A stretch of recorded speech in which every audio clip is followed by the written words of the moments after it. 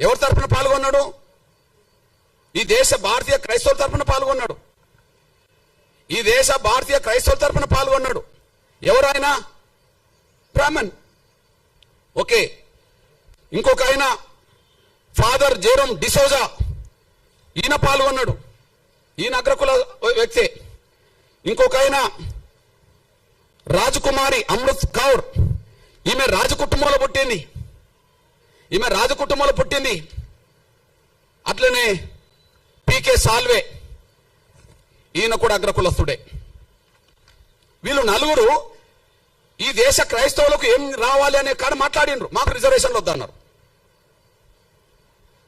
అంటే ఈ దేశ దళిత క్రైస్తవులకు అన్యాయం జరుగుతున్నది, వాళ్ళకు న్యాయం జరగాలని మాట్లాడుతున్నప్పుడు మాలో సమానత్వం ఉన్నది, మాకు ఎలాంటి విభేదాలు లేవు, మాకు రిజర్వేషన్ వద్దు